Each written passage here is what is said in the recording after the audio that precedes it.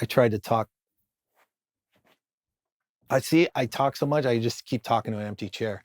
Yeah, so there was this time when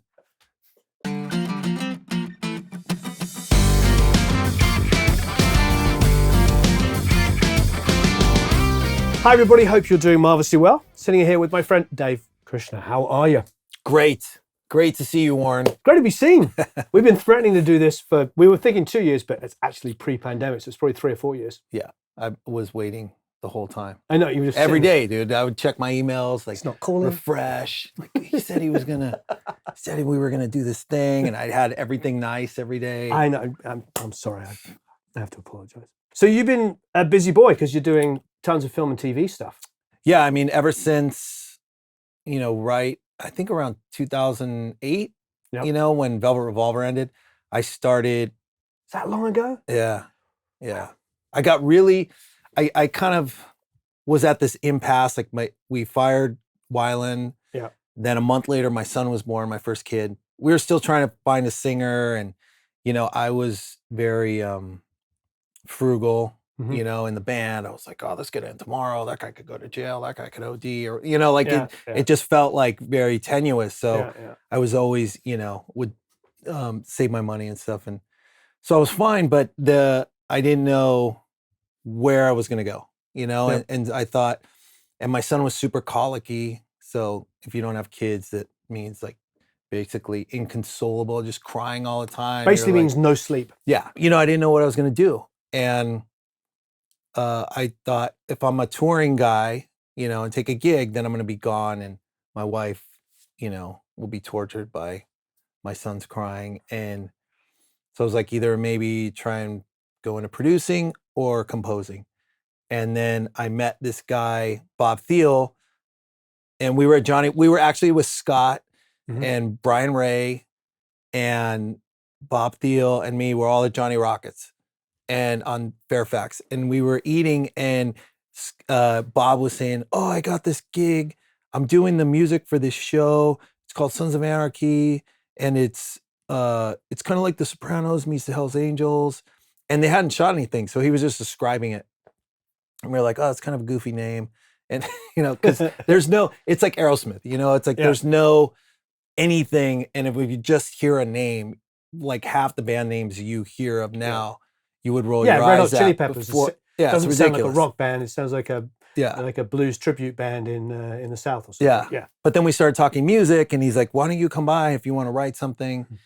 And I had written this riff with Shooter Jennings in mind, thinking, because we had been playing together a little bit, and I brought it over, and we wrote the theme song for Sons of Anarchy that first day, like in his little home studio. We wrote the whole thing, like recorded Amazing. it, and and he sang on it, and we wrote lyrics and vocals, and all within like a few hours. And that was it. That was my first thing in TV.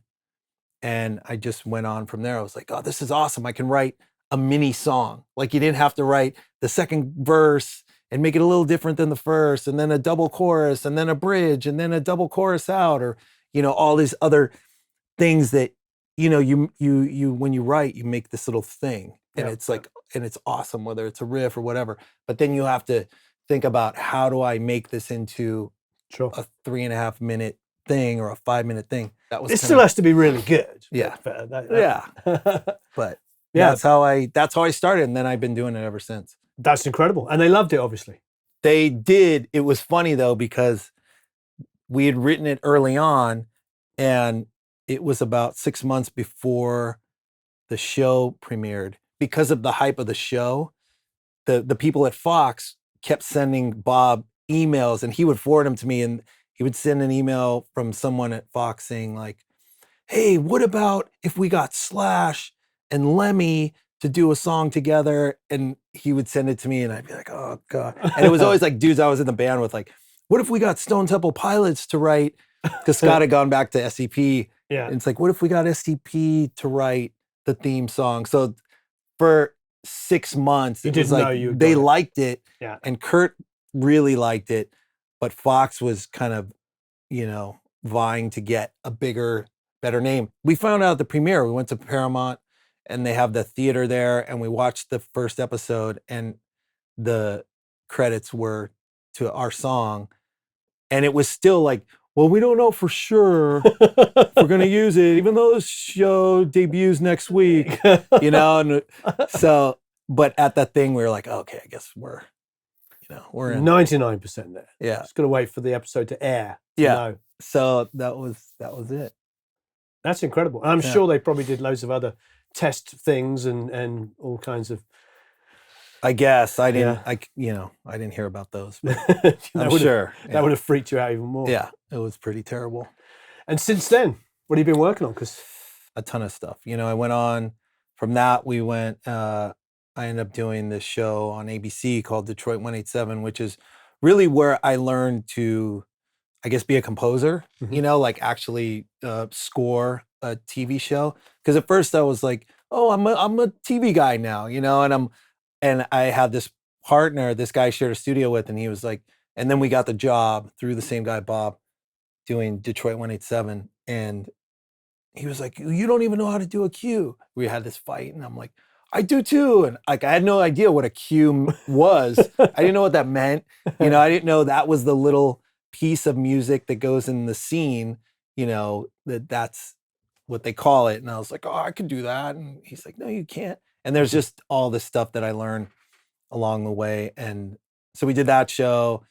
I ended up doing this comedy for TBS, which was called Sullivan and Son. That was for a few seasons. That was like Cheers. All took place in a bar. And then it was just bumpers. So it was like learning how to do that, in from commercial, out to commercial, like the little Seinfeld, But rock guitar version. No, it was actually, at first, when I first got asked about it, because it was Vince Vaughn's company, who I had been friends with for a long time, and Peter Billingsley, and they said, we want like Irish rock, kind of like Dropkick Murphys kind of thing at first. I think you're going to say Thin Lizzy. No, that would have been easier, not that old, but it was like, that kind of punk, Poguesy kind of. Yeah. And so I did some of that, and they're like, oh, we want it more not so Irish specific because it's a bar, and there's, we want everyone to feel included. And actually I did that whole show for 3 seasons, and I only played guitar on maybe 1 or 2 episodes, acoustic. And all the rest of it was like mandolin. I learned how to play mandolin, and there's an app called Guitar Toolkit. Yeah. And you can go to like it shows you chords. Yeah. And you can go to like ukulele, and then you go, and then it shows you like, the chord on the neck. And so I learned a few chords, and it was just like accordion, stand-up bass, piano, drums with brushes, and mandolin. All virtual instruments? Everything except for the mandolin. Wow. Yeah. So, and then that was it. And then I've just done I've been doing it for 10 years now. The longest thing, and the thing that just ended, was, so through Peter and Vince, I met Bill Burr, the comedian. They were doing this animated show called F is for Family, which is an adult animated show on Netflix that Bill wrote and created with this guy from The Simpsons, Mike Price. And I ended up getting that gig. Great. And then doing that show with this guy, Vince Jones, another composer. And we just did it together, and we did it for 5 seasons. And it was great because it took place in the set. It was kind of like All in the Family, right? But animated with more cussing in the 70s. So it was great because they're like, oh, we need an Allman Brothers sounding song for the radio station, or we need something that sounds like Christopher Cross, Nice. Then about 3 or 4 years ago, I met this guy, Jose Cancella, through a mutual friend. I was doing this theme song for Thursday Night Football. Jose was working on this thing called The Last Narc, which was on Amazon, which is like the true story of Kiki Camarena, the DEA agent that got kidnapped. Basically, Narcos Mexico is about that. This guy, Jose, was like, hey, you want to play on this? And I was like, yeah, okay, cool. And then he was like, do you want to partner? You want to do the whole series and we'll split it 50-50? I was like, yeah. And it was just like really easy. And then he was like, hey, you want to start a company? I said, yeah, let's do it. And then we started this company, Monkey Mind Music Group. And So now we're partners, and we've been doing stuff like that ever since. That's incredible. Yeah. And it sounds like one of the best things about it is all the shows are really interesting. Yeah. Because I'm sure there's in this side of the world, there's probably things you can get hired to do that are just a gig. Yeah. And you have to like try to bring some excitement. But when you've got material like that, it's quite inspirational, I imagine, Yeah. for writing music. And look, you get the less interesting ones too. Right. And if you're, I'm all transparency, I'm not at a level where I'm like, no, that's not. You're not doesn't- Hans Zimmer yet. Yeah, it's not. It's that okay. doesn't really move me creatively. It's like what? How much? Okay, I do that. So we still take the lemons too. Yeah, I mean it's a business. It all adds up. It all adds up. more. So how did you give us a little bit of career background? You're not from LA. I am You are from LA. born and raised. But you were talking Third about your generation. My mom came here from Iowa, but my Right. dad, my grandfather, no, he came from New York, but he grew up here. My dad grew up here. My uncle, we all So where were you born in LA? at Kaiser on Sunset in Vermont. Nice. My parents met at LACC, so I lived on Vermont when I was growing up. So I grew up here, went to Bancroft and Fairfax with Slash and guys from the Chili Peppers, bunch of different dudes. And we all just kind of grew up together. So I'd known Slash since 8th grade, and we were friends, so that made it easier to get into Velvet Revolver. That was one of the ends of many. But basically, I grew up here, played in bands, went to MI, Musicians Institute. Yep. Instead of going to 12th grade, because I was not a good student. And my mom was like, all right, well, you can go. It's like, you're a terrible student, so just go to MI. Did you meet Scott there? No, but I went before Scott, but I went to school with Ross Robinson. Oh, wow. And Ross was one of I had like 2 friends there, and Ross, because I just went on my own, I didn't know anyone that was going there or anything. So Scott Schreiner, by the way, from Weezer, who also went there. And so did Rivers. Rivers went right. there too. Paul Gilbert was going there when I went there. Oh, wow. Paul's a sweetheart. Yeah. Juan Alderetti was going. Actually, Racer X was forming, and there was a rehearsal room, and John and Paul, and they had this Italian dude playing drums, and they were all students at the time. And they would practice a lot of those songs that were, on the first Racer X record. But they would practice at like 8 a.m. or 9. And it was like an open room. Anyone could go in. So I would go to school early and watch them write these songs at these crazy like unison lines. I was like, oh, it's awesome. Because I was so into like shredding, and the first Yngwie record had just come out. And I remember I took a lesson from Paul Gilbert, and I was like, dude, I had that first Yngwie record. Like it was an album, at the time. And I was like, dude, do you know how to play this kind of stuff? We had this little apartment, and I remember he put the record on, and he was like, he listened to it once, and he goes, oh, that's just E Phrygian mode. I was like, what? And he goes, yeah, it's basically an A minor scale, but played over an E. So it's just, the only difference is the F sharp is an F. I go, oh, really? He goes, yeah, check it out. And he just put it on. He went, and played the whole thing note for note. I was like, oh my God. I was freaking out, dude. And then, he's a freak of nature, and he has no ego. That guy has zero ego. Yeah. And I remember I was like, wait, so because I was drinking a lot at the time, and I was like, and I think that made you drink? No, I talked to him, and I was like, so you don't drink? And he's like, no, I never had a drink. I've never had a cigarette. I've never smoked anything. It was just like totally all about music. Yeah. And so then, and then just different various bands, and tried to do that for a long time, and then had little jobs here and there. And then eventually, like the first band where I made a record was an LA punk band called Wasted Youth, but it wasn't the original. It was like kind of the later version, right? When it was kind of metal punk. Yeah. So made a record, toured. Was in the band with Joey Castillo, the drummer from Queens of the Stone Age. And then he and I became friends from there on. And Then I was in this band called the Electric Love Hogs. From there, we had a record deal on Polygram. It was kind of a Faith No More sounding band, but it was great. You know, it was like we were in that time where it was like our band played with Sugar Ray when they were the Shrinky Dinks and SDP when they were Mighty Joe Young, and we were I still have the Mighty Joe Young demo somewhere. yeah, Yeah. dude, we were like big in San Diego. Yeah. So we played like these 1,000-seaters, and we took Rage Against the Machine and Tool to open for us.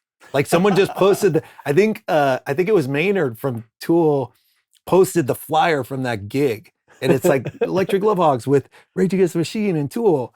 And it was and it was great though. It was a great time because we all played like the Coconut Teaser and these little gigs.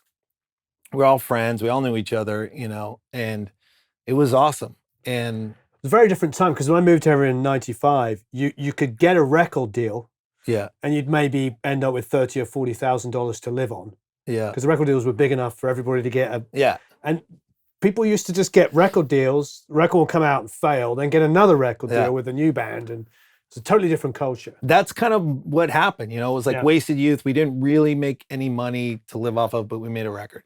Then Love Hogs was the first one where it's like, okay, let's put ourselves on, you know, you get a chunk of money, you Yeah. try and figure it out. Like, Yeah. let's put ourselves on salary. Because if we split it up and one guy spends all his money in a day and he's going to be coming to us. So, you know, it's like, what's the minimum we can live off of? And so we did that. Same thing. We toured, you know, we went to Europe. We toured for 9 months and then I quit and then the bass player quit and then, you know, but it was a great band. It was John Feldman, producer now, who just, Oh, I didn't know John was in that band. yeah, John was a singer. Kelly Lemieux played bass, who now plays in Buck Cherry. Bobby, the drummer, was in that band Orgy. Yeah. And me. So yeah, and then I just kept going, dude. It was like, you know, then Joey from Queens was in Sugartooth. And then because I worked at Tower Video and the singer guy worked at Tower and he was like, do you know a drummer? I'm like, oh, you should get Joey. And then, you know, it was always like everything was kind of like that until Velvet Revolver. You know, it was like, you know, and a lot of it was Joey and me kind of connecting the dots with each other, helping each other out along the way. Cause, you know, it's like you'd say, I understand. you should get him. And then he got that gig and then he was in Sugartooth and then they fired the guitar player. And then I went on tour with Sugartooth. And then, you know, then he got the Danzig gig.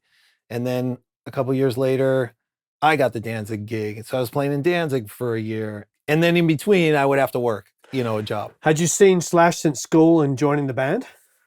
I saw Slash. I remember in Wasted Youth, because when they did that Ritz gig that was on MTV, he's wearing a Wasted Youth shirt because I was in Wasted Youth at the time.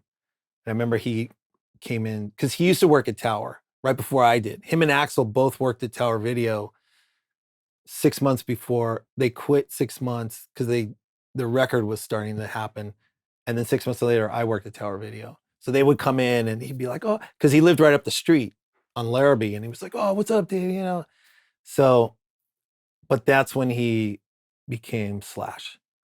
Right. You know, I was like, oh, what's up, Saul? And he's like, oh, it's Slash. And I was like, oh, sorry. You know, like, oh, sorry. You know, and then, but we would see each other, you know, like, I remember we were at like Santa Monica Civic at a Megadeth concert. And I remember he was just wasted and he was like, oh, Dave, what's up? You know, when you really f***ed up and you're like hugging someone and you're like, oh, dude, I love you. Friend, I love you. And, fuck you. We go so far. Remember that time? And, you know, so we would run into each other because we both lived here. But yeah, it was great. Especially the Love Hogs time with all those other bands, you know. Like we played with Alice in Chains and, you know, all these, it was great. It just kept going that way basically until it was, you know, Danzig, and then it was Infectious Grooves. When the Love Hogs were doing their record, Infectious Grooves was doing a record. I knew Stephen Perkins. Trujillo was trying to get to Perkins. I connected them. Right. Perkins ended up playing on that. I played on some of Infectious, the first record. And then I ended up playing like on Mike Muir's solo record and playing in Infectious for a little bit. And then So really the whole career was like that, you know. Right. Eventually, right before Velvet Revolver, I was at a point where I started making stuff on my own, you know, because I was always kind of, I realized that when I was trying to do stuff myself, I was trying to kind of go like what I liked, but what's also popular, you Mhm. know, kind of trying to guess like, well, maybe if I do something a little like this or that. And I remember at a certain point, I was just like, I'm just going to do what I want, you know, I'm just Mhm. going to fucking, you know, and I borrowed money and I got Logic on this computer and it was like Logic 4. It was a long time ago. And I just sit in my bedroom and make beats. I had this little drum machine and I would make beats and do weird stuff and I met Mikey Fitz from Fitz and the Tantrums. And I'd seen his band. It wasn't Fitz, it was like a long time before that where he Yeah. played bass and sang in a band. I saw him at the Viper Room and I was like, dude, I have these things. Do you want to sing on them? Because I'd heard some demo and he was like, yeah, sure. And so Mikey Fitz would come over, sing on these demos. We had these demos. I did this gig in this band again with Joey, which is another long story I won't even get into. But there was a band called Zilch, and we played in Japan. It was with some Japanese artists too, and we played with the Cult. We were headlining, and the Cult and Loaded, Duff's solo band, played with us, opened for us. And Nice. Duff and I met there, and I knew Matt. Neither one of us was drinking at the time, and we just got along really good. And we started talking and hanging out. He and I became friends that had nothing to do with music. Like he's really well read, so he'd always say like, "Dude, I just read this book, or there's a movie coming out called Black Hawk Down, and I read the book, and it's really awesome." And you know, he'd tell me some story about it, and be like, "We should go see it." And then we would go to the movies and see Black Hawk Down, and When I first moved to LA, my first business manager, when we got our first record deal, was yeah, Duff's. And he's like, I remember he's like, hold my calls. And then it was like, it's Duff. It's like, I've got to take this. yeah, And I remember, and he's talking, and he was, this was 96, 97, and yeah, they were talking investments. yeah. And he's like, oh no, Duff's really into like, and he was Oh, going, dude, I think he had gone back to school yeah, yeah, and was yeah. getting a degree In finance, in finance. yeah, Yeah, this would have been, 96, 97. yeah. Well, it's funny because I played him. So I played him the He's smart with Fitz. your money, kids. Yeah, I got a story about that. Of course I do. So Fitz, Duff and I are friends. Duff hears the demos. Duff's like, let's do a band. So it's me, Fitz, Duff, and we get Joey. So it's me, Fitz, Duff, and Joey. We go to record at Rumbo, where they did, Yeah. part of the GNR record. Yep. And we're recording. Captain and Tennille's studio. Yes. And we're in there, dude, and we're recording and we're like, oh, this is gonna be awesome. And in my head, I'm like, oh, this is gonna be so cool. They had done the gig for Randy Castillo's funeral expenses, and it was Matt, Duff, Slash, and the two guys from Buck Cherry, the singer and the guitar player. They had done this gig, and Duff called me and was like, dude, we've been jamming with Keith and Josh from Buck Cherry, and it feels really good. I haven't played with Slash in years, and this feels really good. So I got to kind of explore this, you know? So I don't know if I'm going to be able to do that other thing. And I was like, oh, I was so crushed. Yeah. You know, I was like, oh, my whole dream of Yeah. whatever. But I was talking to him the whole time. And then, you know, a month or two later, he was like, dude, we have 8 songs. We split from Josh. Keith stayed, but I don't know how long he's going to last. You should learn these songs. I was like, okay, cool. And he's like, why don't you come down next week? I said, great. The next day, he's like, dude, Keith's out. Why don't you come down tomorrow? I was like, well, okay. And I ended up going down and learning the songs. And, you know, it was comfortable because I'd done some gigs with Duff and his band Loaded, and I'd seen Slash, and we did a gig where I played with them and Shooter sang. We did Paradise City. So it's kind of like we were already kind of starting to play together a little bit.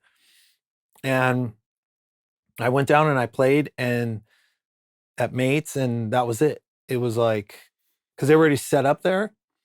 I played and I left, and I was going to get my pedal board up, and they're like, no, just leave it. Why don't you just come back tomorrow? I was like, okay. I didn't really know like what that meant. And dude, I was never like hired, You know what I mean? Like I never knew I had the gig because then it was kind of like, well, we didn't really know what it was. You know, we didn't have a singer, we didn't have a record deal. They locked out mates every day from 2 to 6, and we just started writing songs for 10 They're obviously months. very comfortable at Mates. I mean, that was where Guns N' Roses rehearsed for Guns N' years. Roses Built that basically studio. built mates Yeah, because built they that. locked themselves out for 2 years to Yeah. write songs. And but yeah, that's what happened, man. They have the Guns N' Roses pinball machine there, don't they? Yeah, Yeah. totally. So that's what happened. How did Scott get in the band? Would audition singers. Like at a certain point, we announced it on like KLOS, and it was like, those guys are looking for a singer. And then we had a PO box, and then we would get like, there's a documentary called The Rise of Velvet Revolver that was on VH1, and these two guys were there the whole time, and they just documented everything. You can see us like fighting and arguing and just frustrated. We've been going 6 months, we still don't have a singer. And sometimes they would record like a guy would try out, and we'd get kind of close, and then you'd see Duff like, who's gonna call? Like someone always had to call the guy who we weren't gonna take. And Duff's like in the parking lot, hey man, it's yeah, it's been great, but I think we're gonna keep looking. And you know, and finally we got Scott because our managers were kind of pushing for it. They had heard that he was out of SCP. Scott's wife was friends with Duff's wife, and somehow it all kind of met, together. I used to go to the gym, and Scott would go to the gym. Over that course of time, we recorded like 60 songs, and just with no vocals. And so then we gave him like 3 songs. We would do it the same with every singer. We give him 3 songs, put vocals on it, we'd hear it, whatever.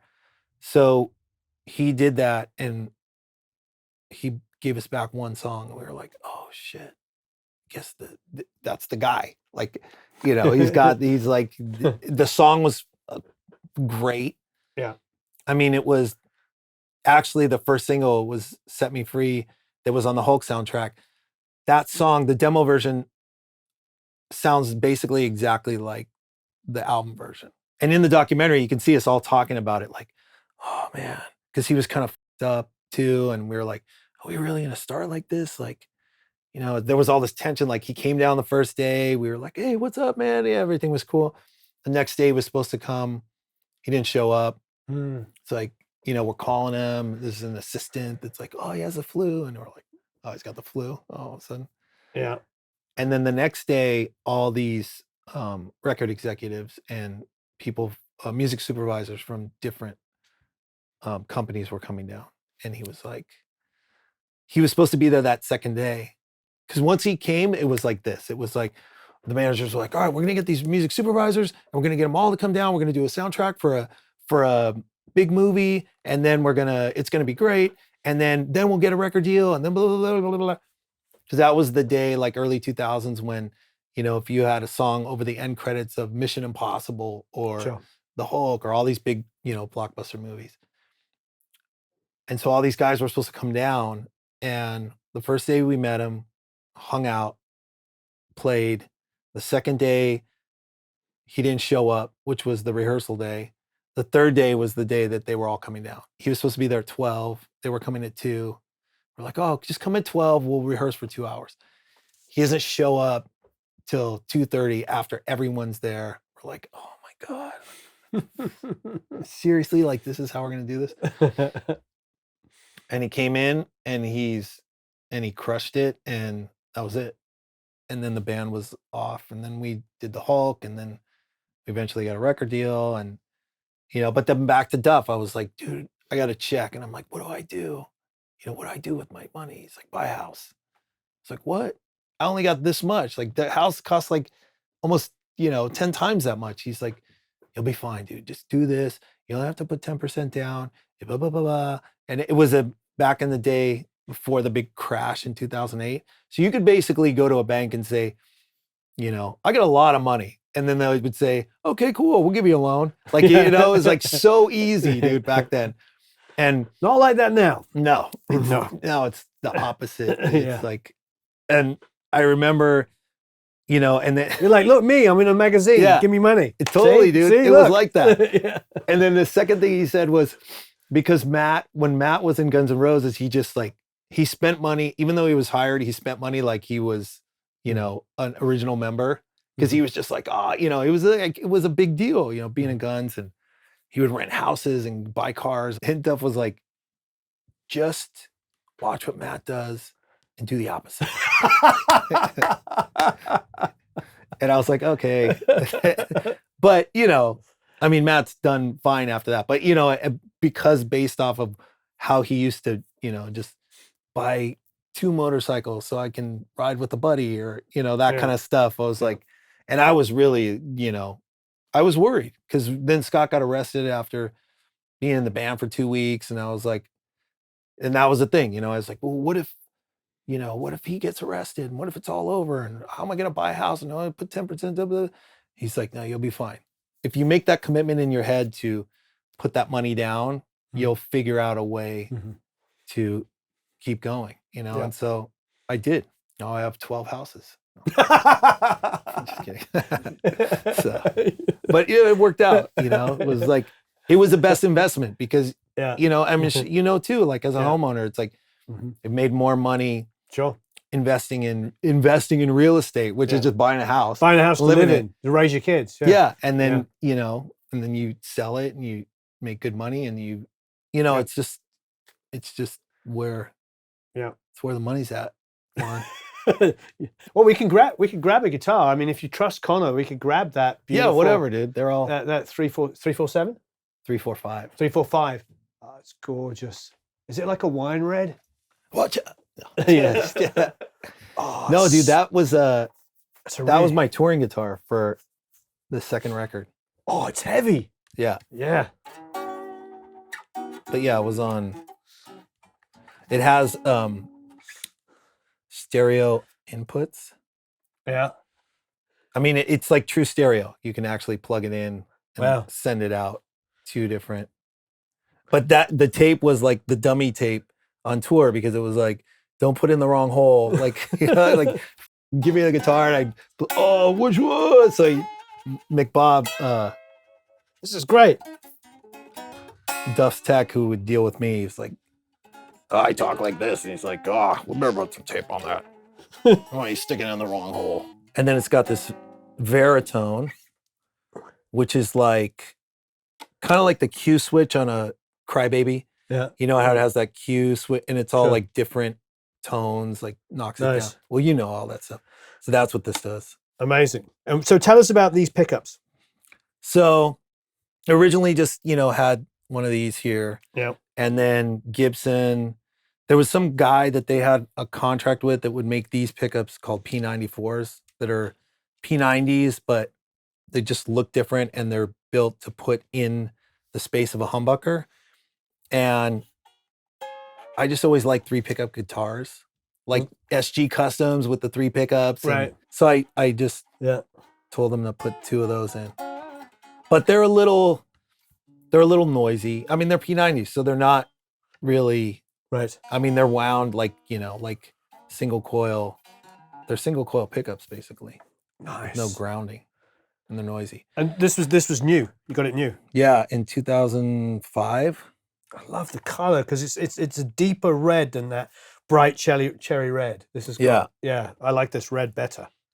But yeah, it came like that with everything, and I love that guitar. Yeah, it's great. I had 5 of them at one point, and I sold all of them. There's a brown one in the living room, but I sold all of them and just kept. I would never get rid of that one. That's amazing. So I'll put it in the back of the car then. I mean, you know, it's a pain in the ass though. If there's any problems with electronics, you actually have to. And there's a shitload of them because of this switch. You have to go in here and dig all the guts out through the F holes. Oh yeah, I don't be doing that. Because there's no back plate, so you can't. Like even when they put these in, and because there's these and this thing, and there's so much shit in there. What's that guy's name? Norik? Yeah, you know Norik. Yeah, he's amazing. So I always go to Norik, and he would be like, "Oh, dude," and he would laugh about it because he's so cool. He'd be like, "Oh God, it was such a pain in the ass to try and get all that stuff out." I mean, Norik's the best guitar tech I've ever met in my life. He's the best, dude. Yeah, He's right down the street. Like I wouldn't go anywhere else. Yeah, yeah. I've sent a lot of people there too. And his whole shop is probably smaller than this room. You walk in, it's just piles and piles of guitars and dude, it's so gnarly. You have to like cases, and you're like, especially if there's like other people there, you're just like, I'll just wait outside because you literally you can't get in. There's nowhere to stand. So many guitars in there. Yeah. The other thing is he's not expensive. No, he's not expensive at all. No, it's like it's crazy. I don't get it. Nice. That is. I mean, it's a beautiful guitar, but it's just a Gretsch. Oh, it's a center block. They just started making a few years ago. Could it sustain any longer? Yeah, it's gorgeous. But I guess usually they're full hollow body. That one has the block in the middle.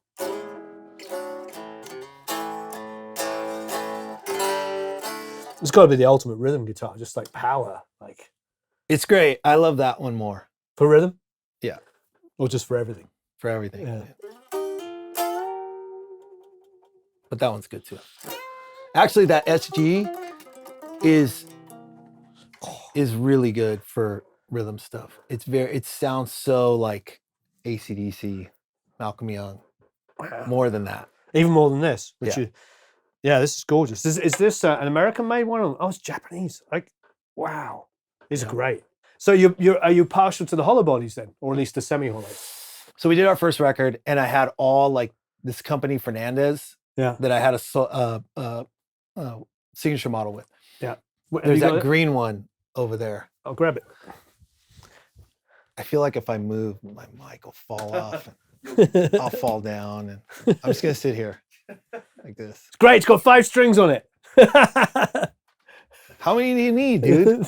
Once you're playing solos, you don't need that top string.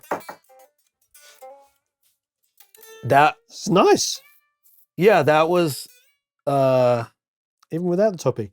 It's got a sustainer in it, which is killer. The first record cycle, all I played was those, like in different colors, and then I had the signature model. I had a blue model like that. But I know that those guys, they're playing like, Fender and Gibson, and they're kind of looking at me like 50s Fender, Gibsons. That's nice. Yeah, and I remember because Duff's tech, who had been with him since the beginning of GNR, he's an older guy, this guy McBob, and I remember I started using EMGs. Ooh. And he was like, "Oh, Jesus Christ, Dave. You need a fucking battery for this thing? Oh, God damn it. Come on, why don't you just get regular pickups?" And it was so funny. And then when we did, so then, Troy Van Leeuwen. Yeah. So Troy had that model of Yamaha that had three pickup, 3 P90s, and had the Bigsby. And he gave me one of those, and I was like, "Oh, this is awesome." It was like, and I was using that for pre-production for the second record. Right. And we did the second record with Brendan O'Brien. And Brendan came, and Brendan's like one of those producers that actually like sits in the room with you. Yeah. Like we're here writing songs, and he sits facing you in a chair with a guitar and an amp and a microphone. And you play your songs, and he's like, "Oh, that's cool.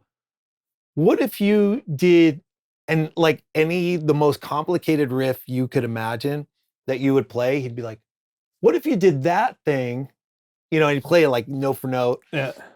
But then you went to this instead of that. Yeah. And you'd be like, "Okay." First of all, you're just, can't believe that he just figured that out by just sitting there. And then he, or he would come up with vocal ideas and be like, "What if you did?" Right. And it was great. And then fantastic. It's good to hear. But I had that, I was playing that guitar, and then I came in the studio, and he's like, because he's real like elitist about vintage gear. Yeah. And he was like, "You're not gonna play that thing, are you?" Oh no, he said it in rehearsal. Because he's like, "What guitar are you gonna use?" And I was like, "I was gonna use this." And he's like, "Wait, you're gonna use that? You're not gonna use that thing, are you?" And I was like, I suppose I'm not. Yeah. And he was like, "I'm gonna get a guitar for you." I was like, "Okay, I guess. Okay, cool." And when I showed up the first day, we were at A&M, which is Henson now. Yeah. And we went in, and there was a guitar, a guitar in a stand that looked exactly like that without the P90s. Mm-hmm. And it was same color, and it was a 345 with the Nice. switch, and it was a 1966 345 with a Bigsby. It looked exactly the same. Yeah. And I was like, that was it. Honestly, dude, the whole thing, all I would play was these kind of guitars, and until I met Brendan, and until he did that, Yeah. and like I give Brendan, full credit for switching me to or opening me up to other things like that. I tried to find another vintage one, I couldn't, and then I went to Gibson because of Slash, and they brought me like 335s. And I was like, I don't like this. And they brought me that guitar, and I was like, this is awesome. Yeah. And that was like my guitar for the whole second. Nice. Then they kept bringing me more. I do love this though. Yeah, it's a great guitar. Freaking awesome. And Especially the actually color. now as a composer with the sustainer, you can do a lot of really cool stuff. There you go.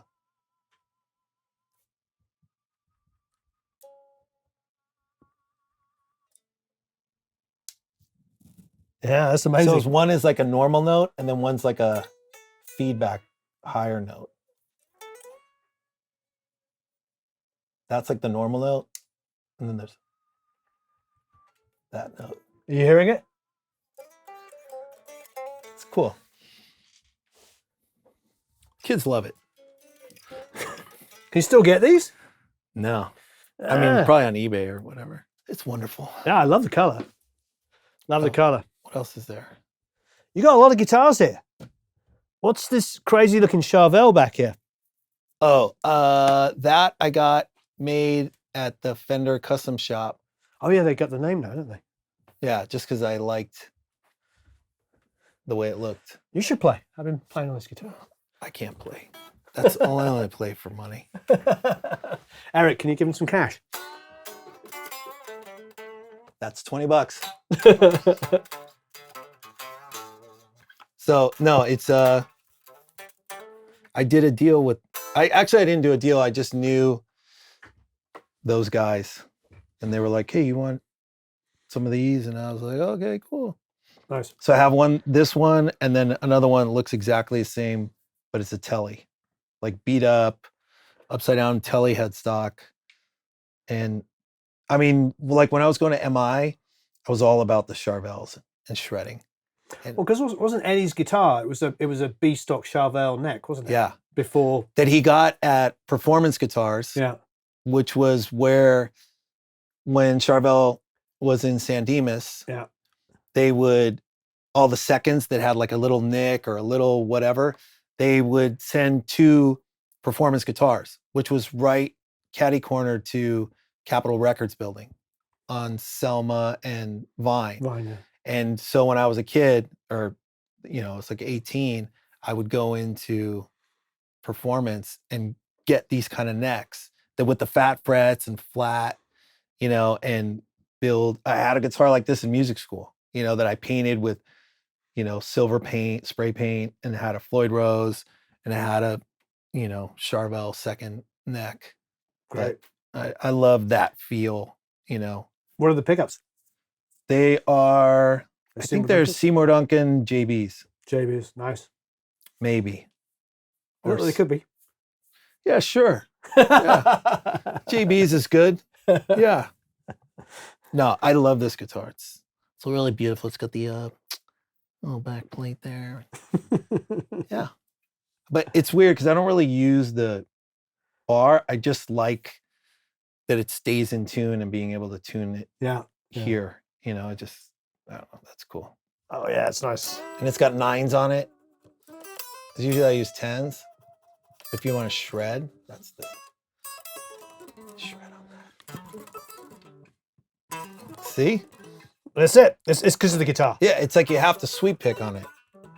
Dude, when I was going to MI, Frank Gambale was a teacher there. Oh wow. Who was like the godfather of sweep picking. Yeah, and he could do like those kind of, It was insane, dude. Yeah. You would just watch this guy. Because when I went to MI, it was like rooms like a quarter of this size, and you'd be like, oh, I'm I'm gonna watch, Frank, and he's gonna do like this little lesson, and you'd sit in this room, like this close, like Joe Pass, the Yeah, jazz. yeah. I was in Incredible. a room watching Joe Pass, like literally this close. Wow. When he came in, I was like, and for you to don't know, that's like this jazz heavyweight dude that's just Insane. like I swear to God, dude, I was this close and I was watching and he was playing, and there was like 9 of us, all or 10, all just sitting in a semicircle, and he was playing, and you were like, it sounded like 3 guitar players and a Sure. bass player. Yeah. Like he would play bass lines with one finger and then jump and then play chord and a melody line all at the same time. And you were like, oh my God, how did I, to this day, I'm just like, oh my God, it was so What an incredible experience. insane, dude. Yeah. People would pay So- thousands of dollars now for that. Yeah. Like So the Frank Umbali whole and- year's and- tuition just to sit in that room. dude, it was like $3,500 when I went. Wow. And now it's like 20, 40, 60 grand or something. But yeah, it was amazing. Incredible. And Steve Vai and like all these different dudes would come through. I tried to talk. I talk so much, I just keep talking to an empty chair. No, it's yeah, fine. so there was this time when, yeah, So this is the SG you were talking about. yeah. That is dude, a funny story. I was working at this store called the Liquor Locker, which was One next door to the Viper Room? yeah. No, Yeah. not that. That's Turner. Oh, it's Turner's. Liquor Lockers on Sunset by Sunset and Crescent Heights. Oh, okay. I know what you mean. I was working there. This is slinky. I was making sandwiches because I was a delivery guy. And when you weren't delivering, you'd make sandwiches because they had a little sandwich thing. And Stevie Ray Vaughan came in, Yeah. and this was like right after his like second record came out. And I saw him and I was like, oh shit, it's Stevie Ray Vaughan. And he wasn't huge yet, but everyone, like guitar players knew who he was. And I was like, and I was 18, I was going to MI, and I saw him and I was like making him a sandwich. And I was like, hey, I go to this school, it's like this music school up the street, dude. You should come in and play. Cause they, guys would come in and do clinics where it's just like, you didn't have to, you just bring in, like Steve Vai did it with his 3-piece band, and they'd play and everyone would be like, whoa, and then he'd answer questions, and that was it. Yep. And I was trying to get Steve Ray Vaughan to do that. And I was like, dude, can you, it'd be really cool, He's like, nah, dude, I don't know any of those chords and any of that fancy stuff. And I'm like, dude, it doesn't even matter. You don't even need to know theory or anything. You just come in, you'd play for the people or the kids, the students, and answer some questions. He's like, he was so nice. He's just like, I don't think it's right for me. I was so close. So close. That is a Jeff Tweedy signature model, but it's a prototype. It's a prototype. Because the actual Jeff Tweedy model has all white plastic. Yeah. And has no finish on the back of the neck. Okay. And I got that on Reverb. You got this on Reverb? From Chicago Music. Chicago Music Exchange. Yeah. Yeah. That store's great.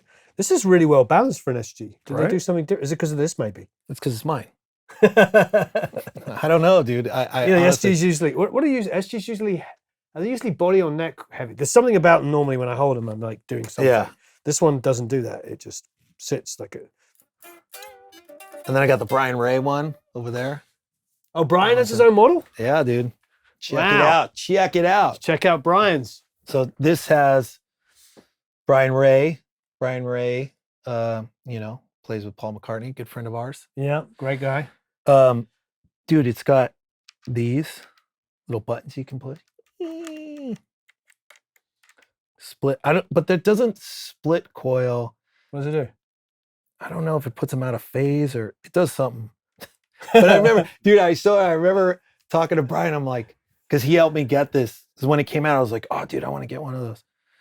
I think anything with a Bigsby, I'm like, I have to get one of those. Right. And he was like, all right, I'm gonna connect you with, so and so at Gibson and put you to the front of the line so you can, get one. And I got it, and I was like, oh, I like the split coil. thing, and he's like, no, it's not split coil. It's out of phase. It's like something else. He's like, it's not that. It's Right. this. I was Right. like, okay, cool. But no, it's an amazing guitar here because it's super versatile, and I think as a composer, you need when you have something like that has a lot of versatility sound wise. Same with the 345 because it's got the Veritone switch. This with these and the push pull, you can get a shitload of different sounds. I love this. I love the fact both these SGs you can see the grain through. Silver Fox finish. Silver Fox finish. I don't know if that's what it's called, but named after Brian. He is the Silver Fox after all. Yeah. Ladies love him. They do. Funny story. No, just kidding. Check out this. What you got going on here? That is I don't really have a lot of stories about it, but It's gorgeous. that is a custom shop. So a friend of mine, Nate, worked at Fender. He had that made for himself from the custom shop at Fender, and then sounds like Going California. See? Come on. Yeah, come on, do it.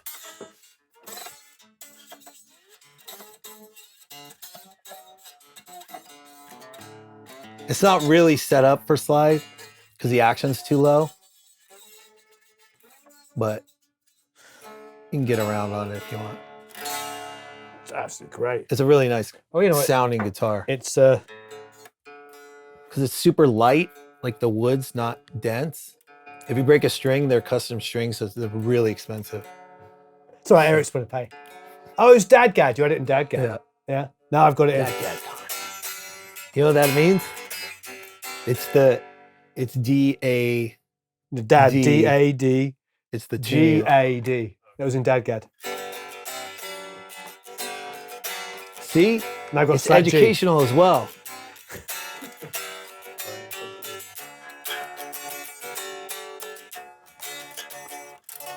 See? That, of course, is.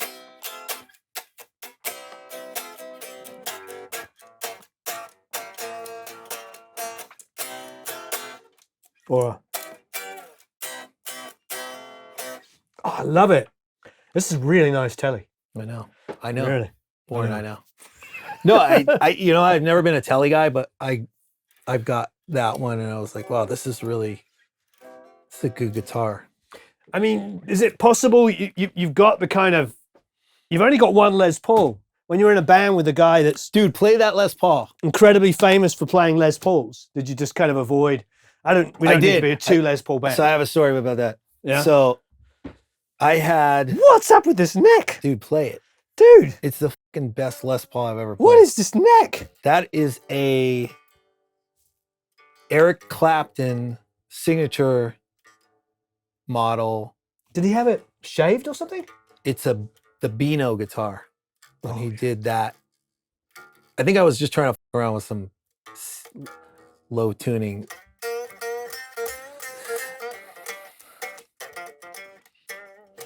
So it's a Gibson Beano guitar. They made like 300 of them. I was playing my little hideaway part from what was it? I never really was into Les Pauls, and like for what you said, I always kind of stayed away from them. But after the band, I had a 3 pickup SG custom and This is the best Les Paul neck I've ever played in my life. I know. It's crazy. It's a trick. It doesn't. So I was like, I had a Les Paul custom that was like off-white, but that was because of Randy Rhoads. That was always like, I have to get one of those. I got one. The fucking truss rod was fucked up. Then I had like a cherry red SG that I never really liked that much. I went to my buddy Eric worked at Guitar Center in West LA, and I was like, and I was composing, so I'm like, I need like one Les Paul, right? You need like a standard guitar you can play on everything. And he was like, what do you think about this one? I remember sitting in a room, I took these 2 guitars in, I'm like, going to trade them. And he's like, what about that one? He's like, you got to try this Eric Clapton Beano guitar. I was like, dude, I'm not that into Eric Clapton. I don't know. I tried every fucking Les Paul in this room. and then none of them I liked. And then he's like, "Come on, dude, just try them." And I just was like, for some reason, I had this weird resistance to it. I understand. And then I tried it and had the reaction you have. And then I had to get it. I don't know how to explain it. I've never played a Les Paul with a neck like this. I don't even know if it shows in photo, if you can see it, but it just feels so slick. I know. It's like somebody took a quarter of an inch off the back of it.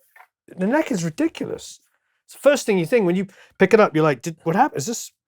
It's like a 60s, it's a 1960 replica. But I played, I don't know, I wouldn't say hundreds of Les Pauls. I've never played a Les Paul with a neck like this. Yeah. I know. It's ridiculous. It's like, it's insane. I want to be like kind of ego-y about it. Like, I know. But it's like, I get as excited every time I play it because it's just like, it feels like fucking. It feels like a slinky kind of, like a modern kind of like player's guitar where they're like, yeah, we're custom for your hand and all that stuff.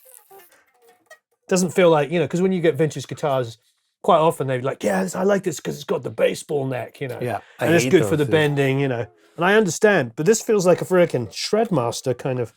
Yeah. Wow. Who knew? I never ever talked about the Eric Clapton one. I know.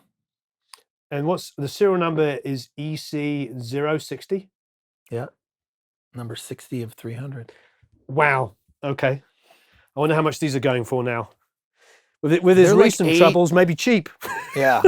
I think they were like 8 to 10. It's not bad. Unfortunately, I'm sure they've rocketed up. Yeah. Oh, you like the Jimi Hendrix idea next, yeah? I do. Yeah. That is the guitar that I wrote the theme song for Sons of Anarchy on. Oh wow.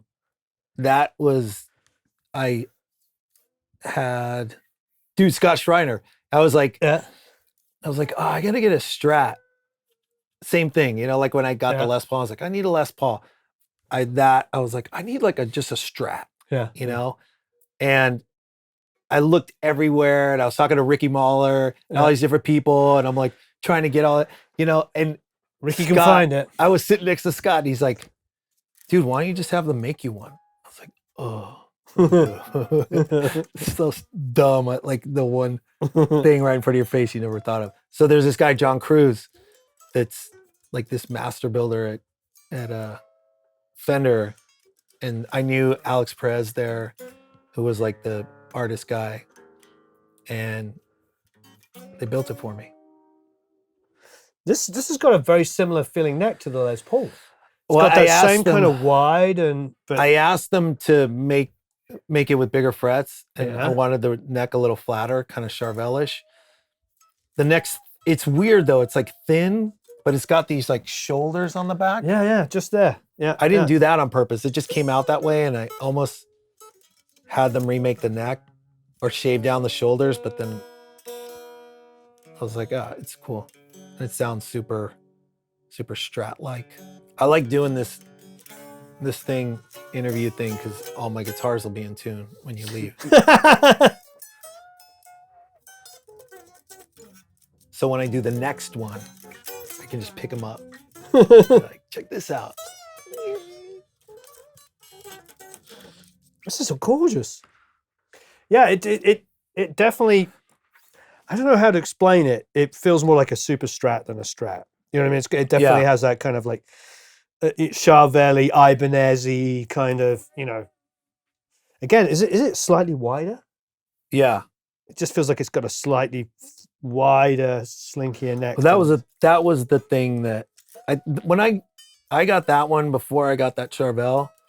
The Charvel neck and the way that feels is what I wanted this neck to be when I described it to them. Yeah. I was like, oh, I want it flat. I want it, no finish on the fretboard, big frets.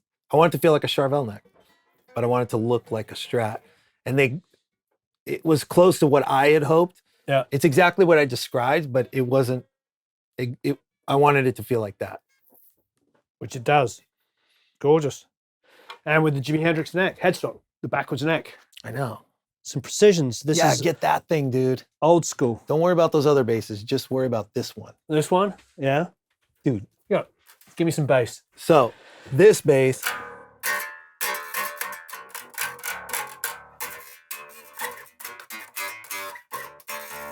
Is that right?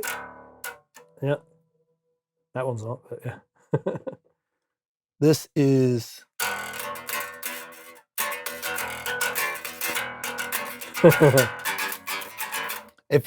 this bass,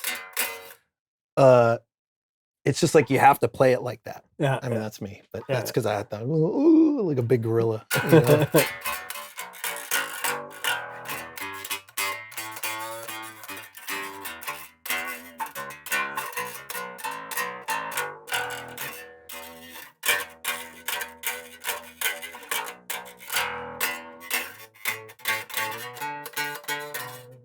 Play it. Oh, You'll see. You'll have to play it like that. What do they call it with the telly headstock? Is there a different? This bass I got from Mike Dirnt from Green Day, bass player. That's his signature model. Oh, is it? And him, my wife is good friends with his wife, and our daughters are friends, really good friends.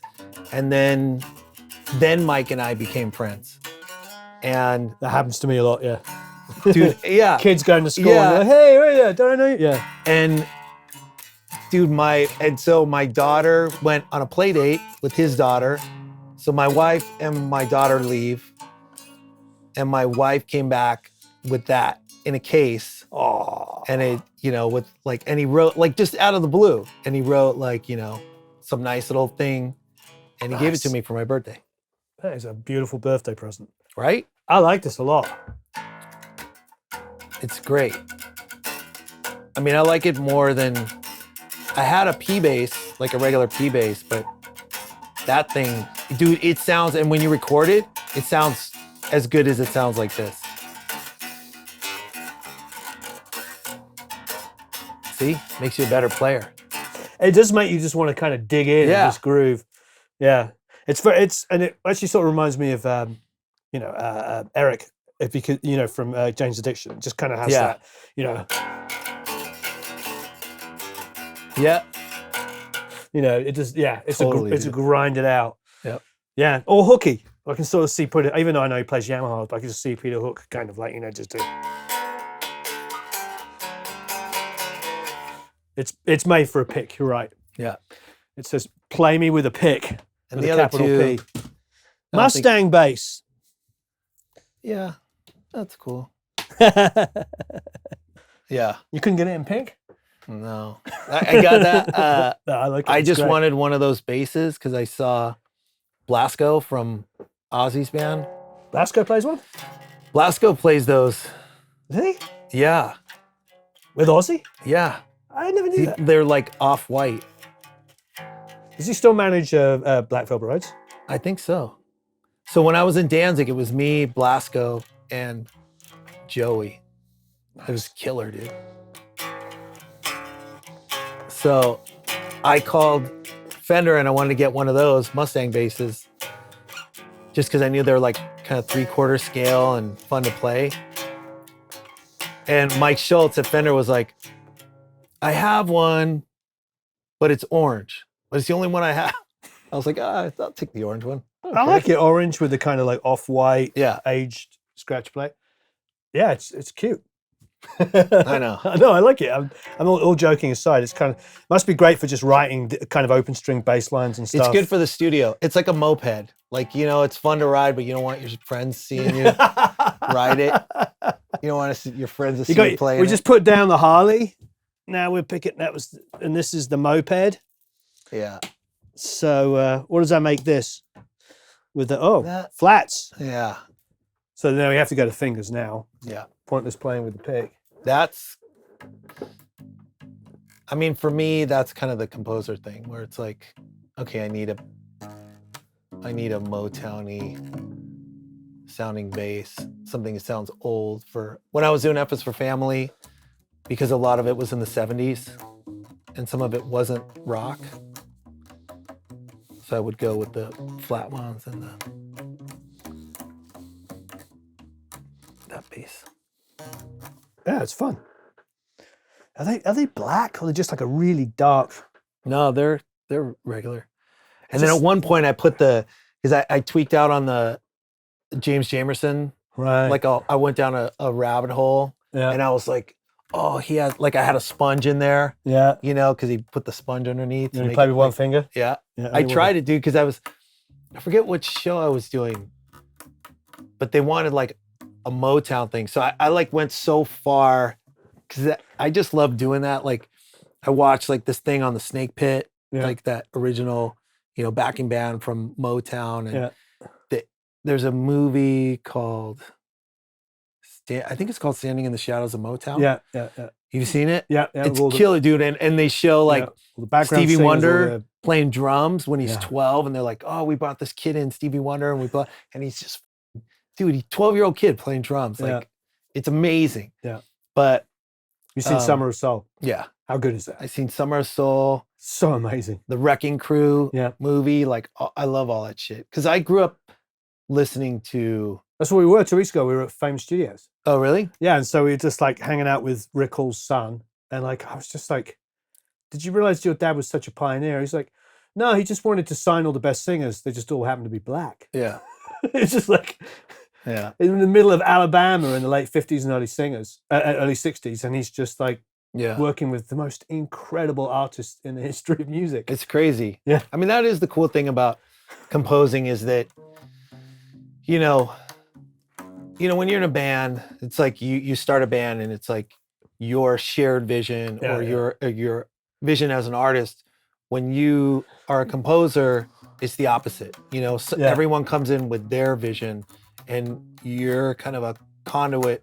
Not always, but you know, like when we did Detroit 187, it was a cop show in Detroit. You know, it was modern, but that history. The creator came in and was like, dude, I want to do like this. I want to use like the sound of like a Motown thing because it's the house of Motown. What about the punk?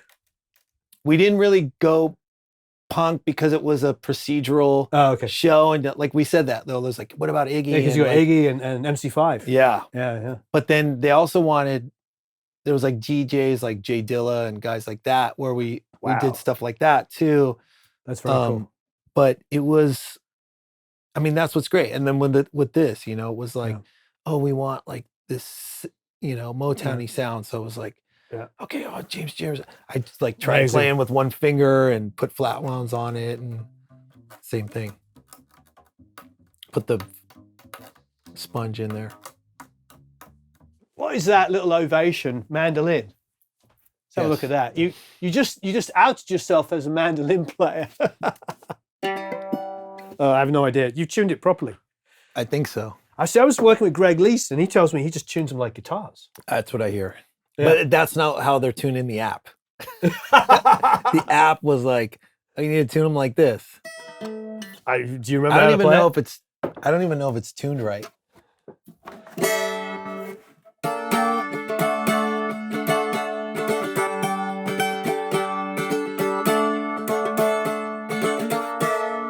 Nice. Yeah. I like that. Honestly don't remember. It's just instant Zeppelin. I only remember these two chords. Oh, that one too.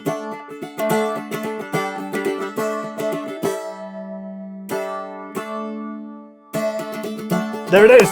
There it is, ladies and gentlemen. Like the whole show. I think I do one more chord. I didn't know Ovation. It's cute though. It's like a little Ovation. Sort of Jimmy Page Ovation period guitar shrunk and two of the strings removed. Well, so when I did that show, I was watching you play. When I did the show, Sullivan and Son, I borrowed one of those. It was an Ovation. It wasn't that one, but it was a different one from some guy, you know, and recorded that for the show. And then I borrowed this for the whole first season, this guy's mandolin. Yeah. And the second season, I was like, okay, cool. Now I got the job and I'm going to go get, and I asked Greg Leese because I had played with him with Sons of Anarchy, like band. And he was like, oh, you should go to McCabe's. And I went to McCabe's and I got like this proper nice mandolin that was like $1,500 or, you know, something like that. I recorded something some stuff for the first episode of the second season, and Peter Billingsley, who was the producer on the show, he's the kid. He was Ralphie in The Christmas Story, little kid with the glasses. Yeah. Like he's now runs Vince Vaughn's production company. Nice. And Peter was like, "Oh, this is great, except something doesn't sound right about it."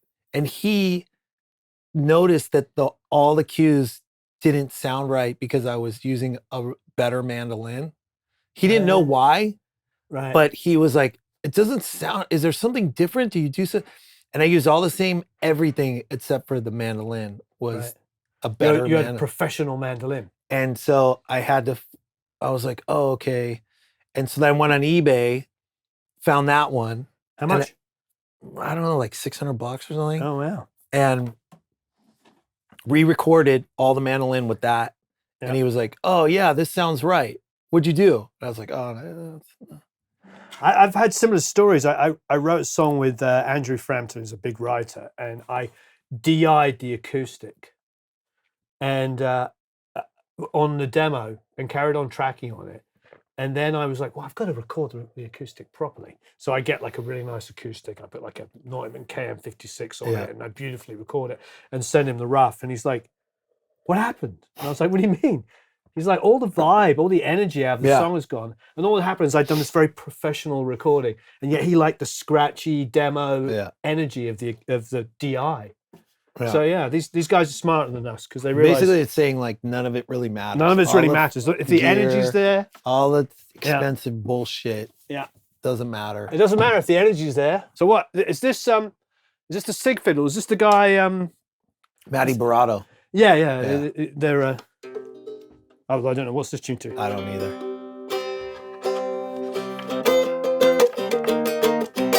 No, that sounds like a chord. No, it's like throw some fingers down. It's D with. It's like drop D with an F sharp or something weird. But dude, if you play it and start, it sounds like. Let me see it. Please. If you do, take me out my misery. If you play it and you just start.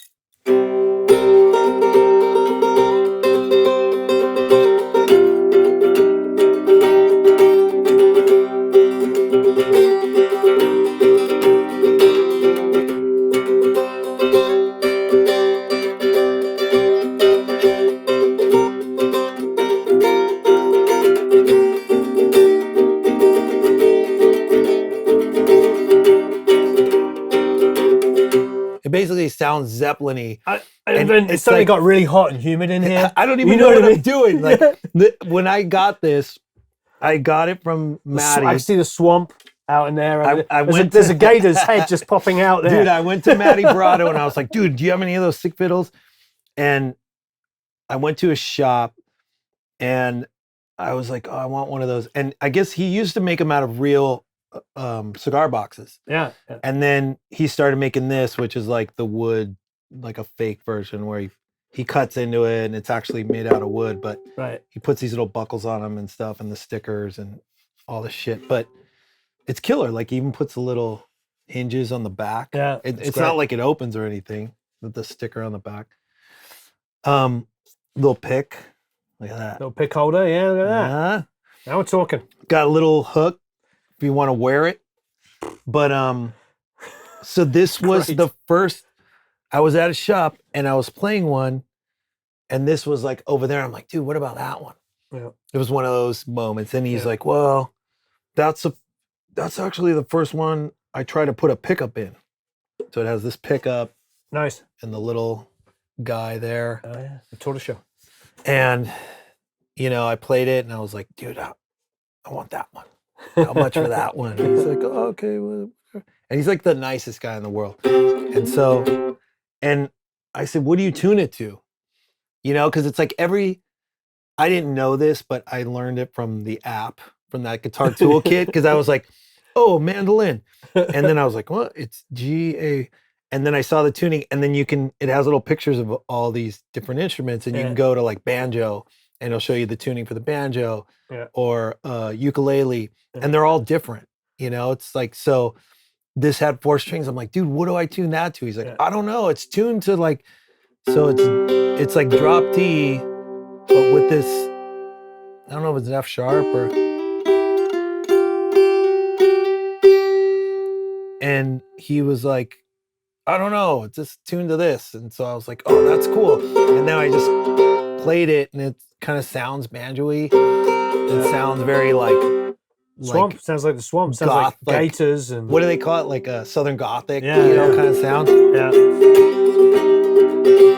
And even though I went to music school, I don't know any I'm not like, oh, if we go to C sharp and I put the thing in the, and I just and Phrygian over the. It's all by sound, like, oh, that sounds kind of Jimmy Page's, But for some reason, this tuning, all you have to do is put your fingers. I guess that's guitar playing. Put your fingers somewhere, and it sounds good. But you don't really.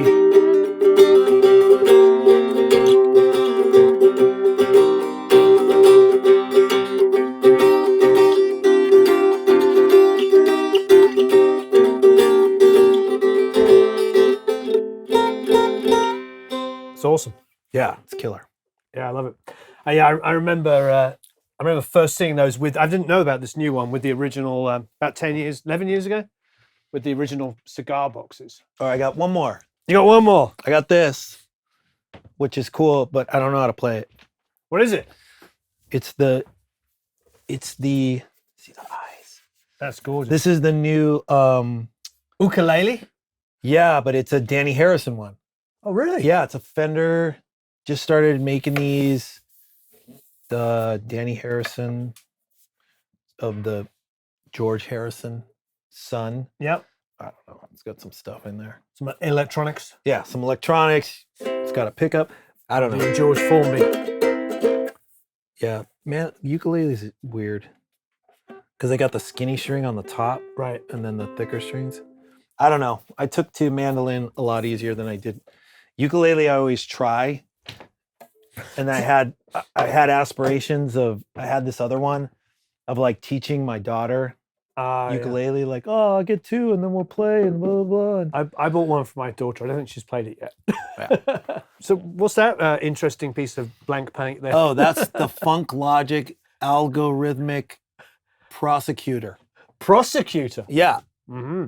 It's got the algorithmic prosecutor. It's got a funkerator. It's got an imaginator and a punch button. See that? Look. Fruity and coma. Yeah.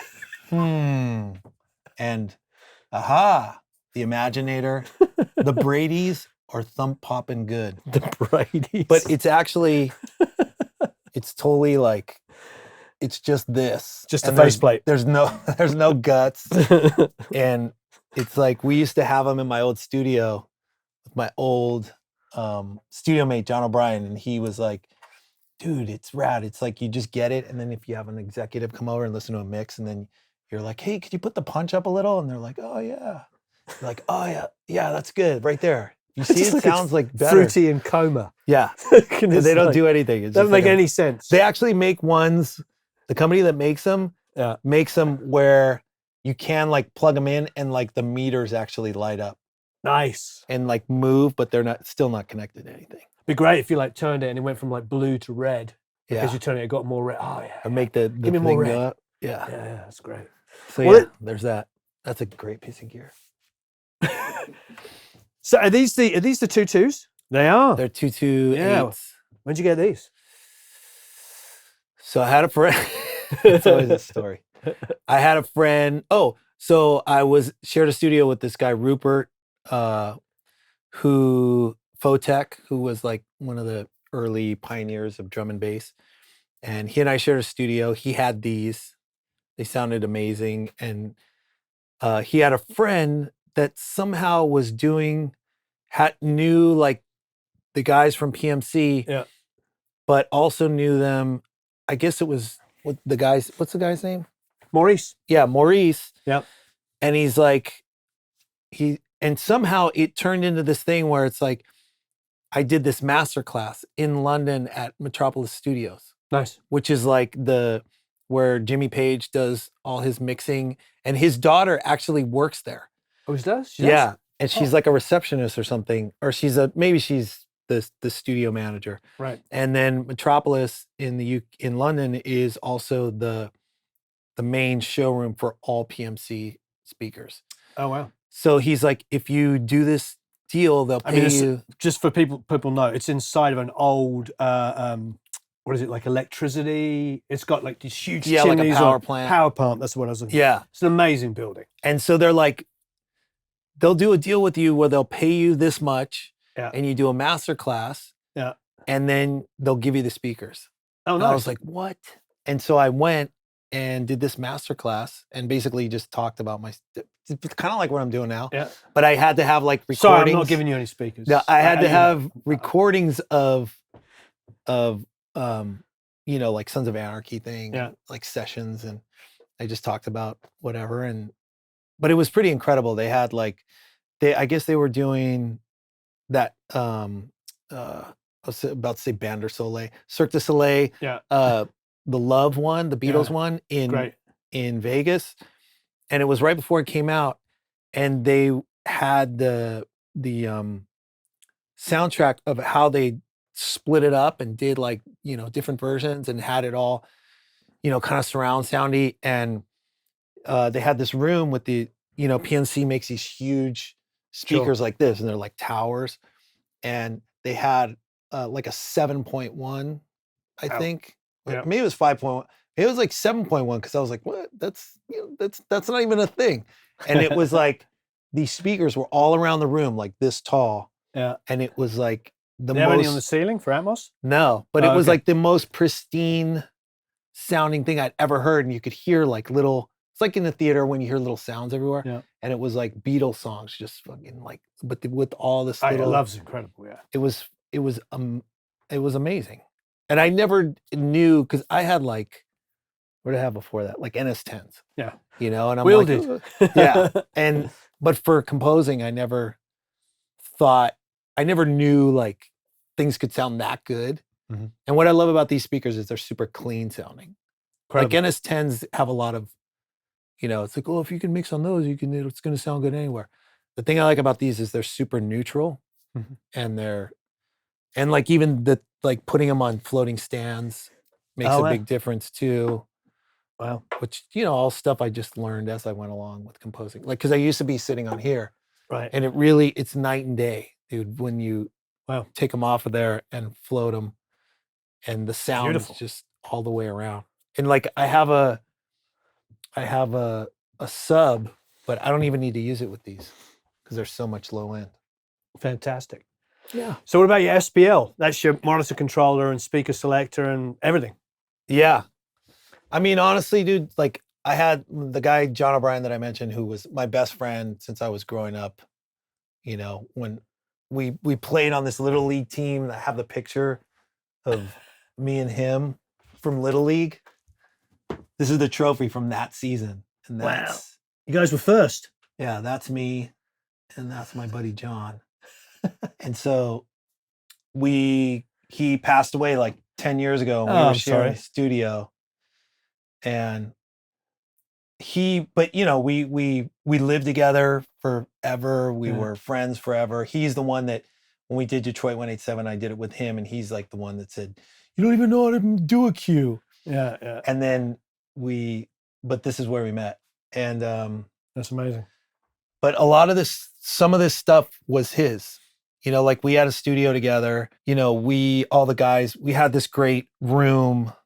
We were on Hollywood and Selma. Yeah. Right around the corner from Hollywood Sound? Yeah. Right next door. Like that big building. Yeah, I know what you mean. It's called Sunset Sound Factory. There was Sunset Sound Factory, Hollywood Sound. Hollywood Sound was the 2-story building. Yeah, there was an upstairs to it and downstairs. So we were in that building. Right. And the guy Jonathan was leasing it, the son of the guy who started it. Yeah, you go upstairs, there was a room on the right and there was a room on the left. Yeah, the one on the left. Room on the right. The one on the left was all set up for like with the glass and the partition. Dave Cobb had that for a while. So Dave Cobb, that's when I met Shooter. Yeah. I was playing there. Right. So then after that. Because Dave produced his album there. Yeah. And Jonathan, the guy who owned it, rented the one on the right to John. Oh yeah. My buddy John. John was friends. John brought me in. He brought. I think I met him. He brought Photech in. I met him when I went up to work with Dave a couple of times. I went into that room and met him. Yeah. I met your friend. And then Mhm. he brought in Vince Jones, who I ended up composing F is for Family with. He brought in Victor and Drizzo, the drummer. Yeah, they yeah, had Victor Will. they had that room on the other side. Yeah. Yeah. Martine was in that other room. Yeah. Jeff Trott, the producer that did all the Sheryl What's Crow happened to stuff. those rooms? They're still going, or I don't know. No, the buildings he sold it. Oh, he did. Yeah, it was Because Snoop was downstairs, wasn't he, at one stage? Yeah. Yeah. And so there was just all these.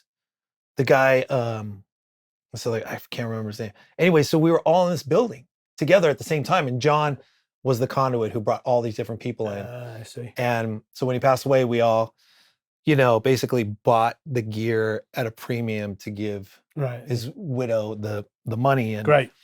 Yeah. Well, so not great because, but that's where I got the SPL. So that was that little dish. These basically the desk. These were his, and then we just put the wood in the middle. And so there's just a couple of pieces left. Now, Kemper, do you use that for guitars pretty much the whole time? Yeah. I mean, I have the Friedman combo. Nice combo. Dave Friedman made all the he did everyone's racks back in the day. So he built my rack in Velvet Revolver, and then he made this combo, and then he's got the brown eye, which is it's back there, but basically the head that's like a Marshall head, but it's hot rodded. Being like brown, I presume it's got some Eddie kind of connotation. Yeah. So it's got that one I had him. I'm like, dude, I want the brown eye, but in that, and so he did some tweaking. I like your yin and yang balance. We got some Sabbath. You got obviously your band, Velvet Revolver, and then we got James Taylor sitting over there. So Sweet Baby James. Another story. Ready? Yep, we're ready. No, I just got too many, dude. I just punch myself. When I was in Velvet Revolver, this was like all the music we used to listen to when my parents, my mom and stepdad, when I was growing up. Yeah. So it was all like the Laurel Canyon, like it was Joni Mitchell and James Taylor and Jackson Brown and Linda Ronstadt, and that's what I grew up listening to. And we used to listen to that record. And I was on tour in Velvet Revolver. I was in Europe, and we were all in a van, and Fire and Rain came on, and I got all choked up, and I think I was like started getting like teary. I had sunglasses on, and I'm just sitting there like this, and I was thinking of like my dad and my stepdad and all this shit. Call my stepdad, like, oh, I got all choked up, blah blah blah. He sent me that for my birthday, which is like the actual record, that we used to listen to when I was a kid. I'm trying to make this a short story. Years later, when Mary Weiland left Scott, like we were still friends with Mary started going out with Cameron Crowe. Mary and my wife were friends. She said, will you go to dinner with me and Cameron? And so we started going to dinner with Mary and Cameron Crowe. And so Cameron and I got along really good, and we tell stories, and we would talk about James Taylor. And my wife did this thing for Music Cares. She's like, James Taylor's here. I was at my studio, and he was in like the gift lounge, and I'm like, oh my God. And so I'm like emailing Cameron Crowe. I'm like, dude, should I go down there and get my record signed? And he's like, dude, you have to go. So I put that in like a Ralph's bag. I drive down to the convention center downtown. I run in, I got a Ralph's bag. I got that thing in there. I'm running in. And and my wife was running this lounge. Right as I get to the door, James Taylor's coming out. And I like almost like run into him. And I was like, like I didn't know what to say, and so my wife's like, oh, this is my husband, blah, blah. He's blah, blah, blah, blah, blah. And the composing agent that I was with at the time was also his manager. But I didn't know what to say. So she was like, oh, this is my husband. He's blah, blah, he's a big fan. And I was like, standing there. And basically I was like, oh, can you sign my record? He signed the record. And then if you look at it, it says underneath his signature, for Dave, James Taylor. Says once. Once. And I didn't even notice that. And I sent Cameron Crowe a picture, and I'm like, dude, check it out. He signed my record. And he's like, why does it say once under his signature? I said, I don't know. I didn't even notice. And he goes, oh, maybe it's like once upon a time when I had hair, because he doesn't have any hair now. So then the next day I saw James Taylor at the event again. And I asked him, I said, oh, dude, I'm friends with Cameron Crowe. He's like, oh, I love Cameron. And I said, we were wondering because we saw the thing once. And he's like, oh yeah, it's kind of an inside joke to myself. And he said, you know, it's basically it is not when he had hair, but it's like once upon a time, Yeah. meaning that this was such a different time because like he was a junkie at the time when that picture was taken. Oh wow. He was high out of his mind. He was, you know, just a mess back then, dealing with all kinds of mental health issues. And, you know, now he's And crazily one of the most creative times in his life. I mean, this is Peter Asher. This was the whole change for him. Yeah. Because it was signed in England to Apple Records and doing a psychedelic record. Yeah. Then Peter was A&R guy and took him away to America and made this album which changed his life. Yeah. Crazy, isn't it? Yeah. So that's why. Why it has its own. At what point are you going to start doing that?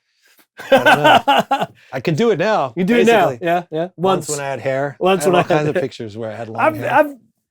I've known you for 20 plus years. You've always looked like this. Yeah. You look exactly the same. It's been a while. It's been a while. I think everything, same facial hair, everything. This is This is like my top hat. And now I can't get rid of it. Actually, I shaved it off, and my kids were like, "Dad, you look weird. You need to grow like your mustache back." So, not much to go. Just these last couple of things. So the Kemper is that's what you use, pretty much. I use it for everything. I mean, it really is a perfect tool for composing. Right. You know, because you don't really have time to get a sound or have a bunch of amps and do all that shit. So, I mean, these things are really incredible. Like as far as it can sound like anything. And what I didn't know when I first heard about it was it can basically suck the soul out of any amp. Yeah. And Feldman was the one that he was doing Black Veil Brides. Yeah. And I went to Feldy's and he was like, dude, we're using these things called Kempers. And I went to his studio and he had like, you know, he has this rack of like Soldano and, you know, Hiwatt and all these different heads. And he's like, basically it does this thing called profiling where you turn it on, you mic up like your favorite rig, and then it sends these test signals out and you could hear them audibly. It's just like for like a minute.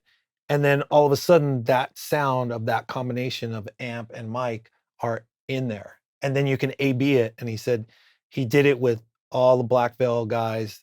They were sitting in the studio. They closed their eyes. They were like A/Bing. The engineer was like A/Bing everything.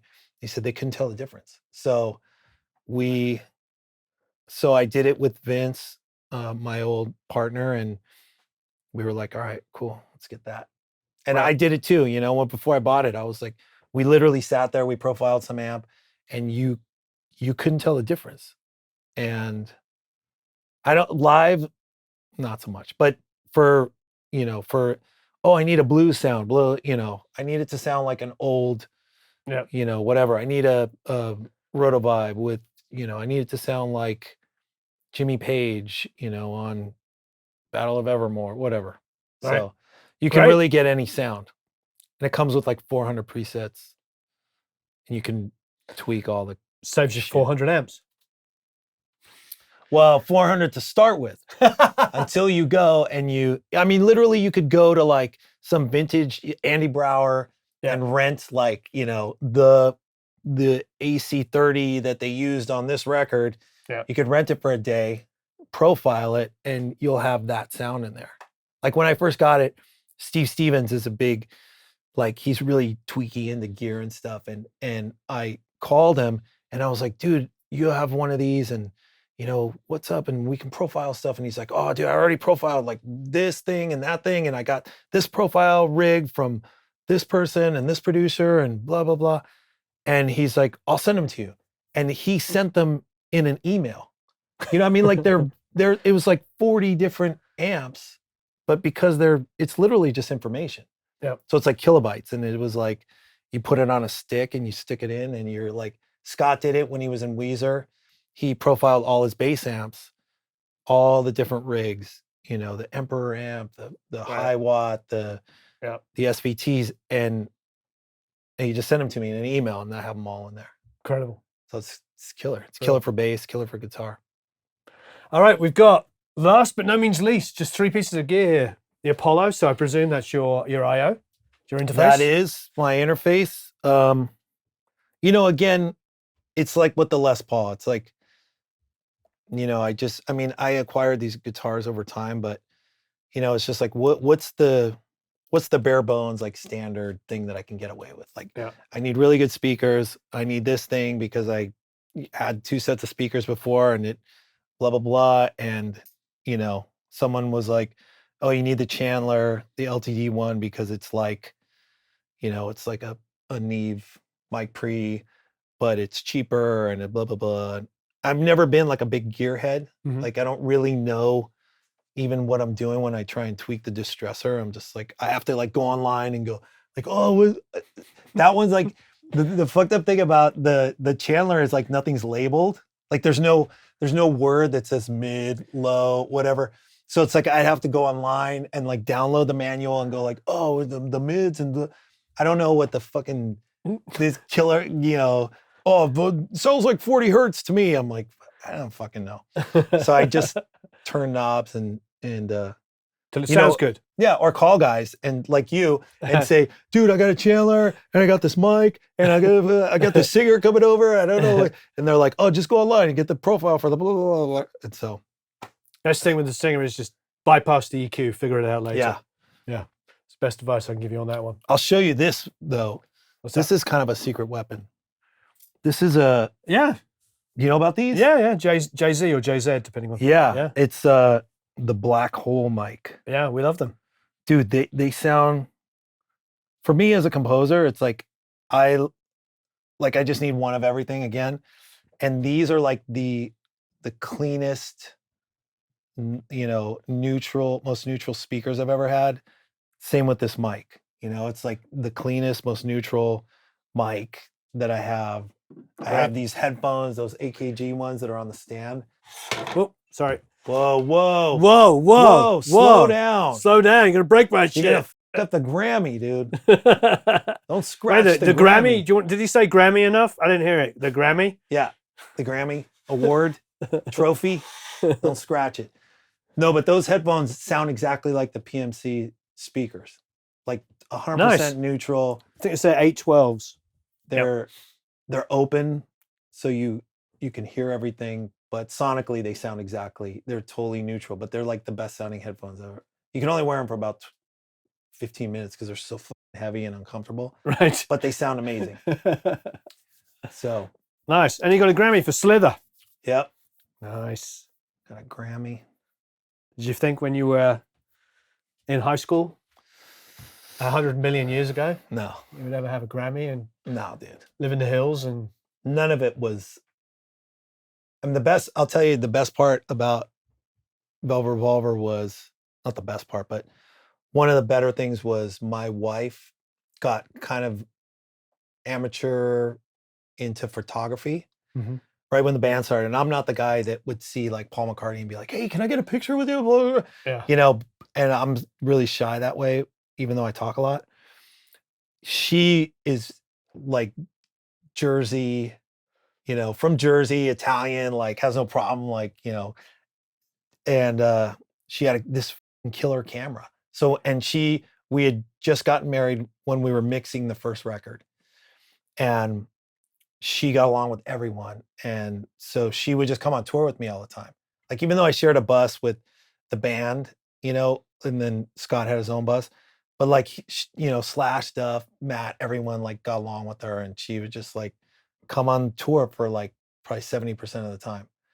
And I got to meet all my heroes and get pictures with them because she was there. You know, like we played Live 8 and it was like Paul McCartney and Roger Daltrey and Pink Floyd reunion and all these guys, and we recorded in the studio with Elton John and all these different people that I would have never said anything, and it was 2004. So there really wasn't like the iPhone barely existed. There wasn't like cameras on your phone, the cameras everywhere.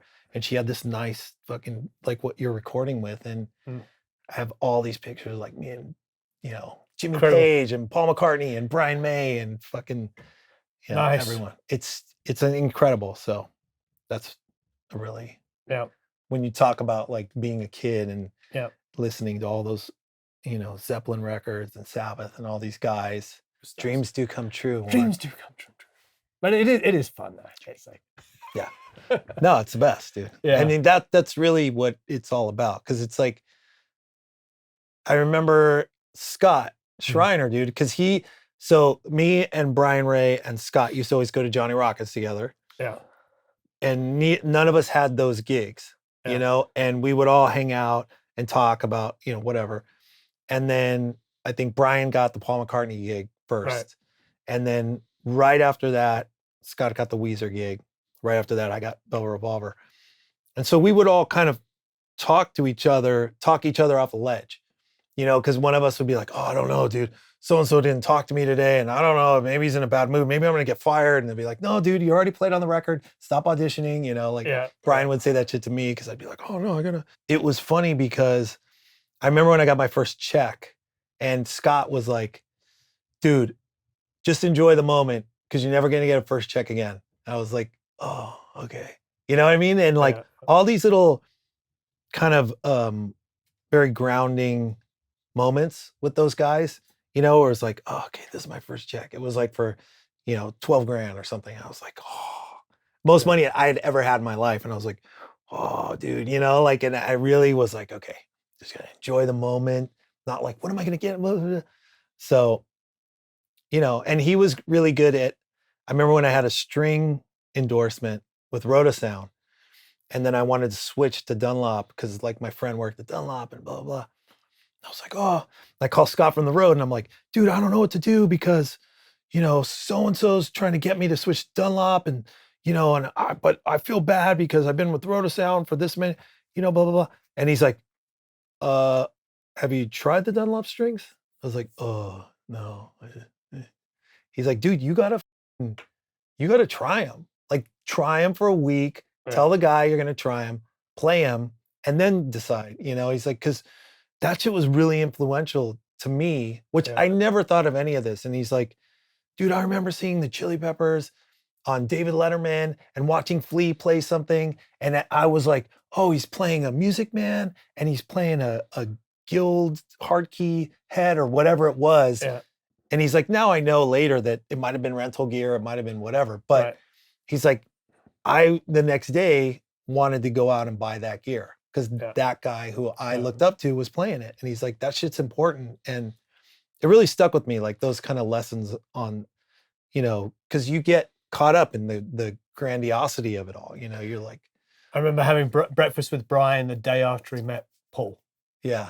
They'd rehearsed. You remember they rehearsed for 2 weeks. The Super Bowl was his first gig.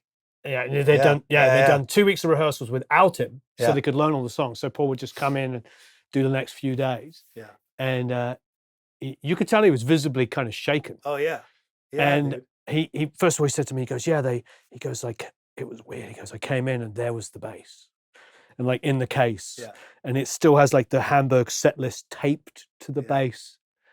And then I was like, I was just like, I'm like a little kid, tell me more. Tell me more. And he goes, well, the first thing he did is we got up and he goes, do you know I saw you standing there? And he's like, yeah. He goes, cool, you sing the John part. I talk about baptism of fire. Yeah. Like, what? I remember I did a gig with some charity gig and Johnny Depp and speaking of Kiss and Gene Simmons was playing on a different song. And there was it was at Lucky Strike, and there was like this tiny room in the back, and we saw the Axe bass, and we were, and me and my buddy Frankie, and we were like, oh, dude, and we looking around, and like no one's around, and he's like, dude, get a picture of me, and so like I took a picture he took a picture of me, you know, and I'm like, oh, holding the bass. Yeah. The fucking no one's around. And then I'm like, oh, take a picture of you. And, you know, we're like little kids. And he's like holding the axe bass. And then right then, Gene's tech walks in. And he's like, and we're like, oh, so, like little kids, like, oh, sorry. And he's like, no, dude, it happens all the time. Like, that's fine. But it was just so funny because we were like such little kids. And that's it, you know, that's why it's the best part, because you become that kid that's 16 listening to The Who, you know, was one of my favorite bands growing up. And when I, you know, have the picture of me and Roger Daltrey, to be even able to talk to him and like, you know, just converse with those dudes, like you with Aerosmith or any of those guys, you're just like, it's the best, you know, it's better than, you know, winning a Grammy or because all of those things happen differently than you think they're going to happen. When you meet the person, it's like, and they're cool, you know, and like when I met Brian May, and it was like, I'm jealous of that. Yeah. Dude, really envious. Dude, so we played it at Hammersmith, right? And have you been there? Hammersmith Odeon hundreds of times. Yeah. So and backstage, so Motorhead there on the Ace of Spades tour. But the backstage is tiny again. So we're in this tiny room. We're playing there. We played like 3 nights or something, and they're like, "Oh, I just saw an interview with Slash, and he told this story too." They're like, "Oh, a couple guys want to come in and say hi to you," and it's literally 5 minutes before the show, and we're like sitting in this cramped room, like warming up. And dude, it was fucking Jimmy Page and Brian May. And Jimmy Page I had met before, like at a couple parties, and I had talked to, so I was a little like, he knew who I was, you know, or we could talk. I'd be like, oh, hey, what's up? But just them both walking in at the same time, and you're sitting down, so they're like this, you know. Brian's already like 6'4". Yeah, and they just come in, and they were like the nicest guys, and they came in, and Brian ended up playing a song with us at the end. And dude, I'll never forget. He came in afterwards, and he came up to me. He was like, "Man, you were fucking great." I was like, "Oh, dude, I swear to God, I almost passed out." And he's like, "Where'd you come from? Like, you were fucking great, man. Really good job." He's like, "Your tone was," and I almost started crying, like, and passed out at the same time. But, dude, it was like some people understand the power they have and use it wisely, you know. Yeah. Al Schmidt told me that when he was working with Paul McCartney, there was just the two of them mixing, and it was Al's daughter's birthday, and he was really nervous to take a break, but he finally said, I just got to go and call my daughter. I said, why is that? He goes, it's her birthday. So he goes out into the parking lot, like nobody in the parking lot. And about 5 minutes into the call, Paul McCartney comes out and says, give me the phone, takes the phone, sings happy birthday to her, and gives the phone back. Of course, his daughter's like, nobody's ever going to believe. Yeah. There was no cameras. Yeah. Nobody was there to see it, but he understands how important that was. Yeah. And it wasn't done for any other purpose than making somebody feel good. Yeah. Yeah, I love it when you hear those things, because they don't have anything to gain. Yeah. There's no like, hey, look at me, I'm a great guy. Wait, so are you saying that Brian May told me I was really good because he knew it would make me feel good, and it wasn't really... Dave, you rock. Thanks, man. That was a lot of fun. We should get some B-roll. Make sure you get that. That is the coolest poster ever in the history of posters. Yeah, it is pretty cool. You told me about it quickly. This makes the last thing. You told me about this. You got this when you were on tour. We opened for Sabbath, which is already amazing. Yeah, we did that. I don't even know where that's from, but we did a show in Greece, and we did that show and somewhere else. It's Germany. And I saw those all over the street. Yeah. And I was like, dude, pull over. And I tried to rip one off the wall. Yeah. And it fell apart. And the guy's like, well, I can just call a promoter. Like, why do you have to run out in the middle of traffic and try? So again, like a little kid, like, oh, I gotta get that thing on it. Yeah, old school Black Sabbath photo. Yeah, it was the best. Because it's this photo you remember as a little kid. Yeah. Yeah. And you got Ozzy to sign it. And your band's name on it. That one's cool too, because that's Kurt Sutter, the guy who created Sons of Anarchy. Nice. Thanks for the outlaw music. That's fantastic. Well, thanks ever so much. All right, dude. You rock. Good to see you. Good to be seen. All right. Thanks, everyone. So long, farewell. Auf Wiedersehen, au revoir. Please leave a whole bunch of comments and questions below. Hope you enjoyed that.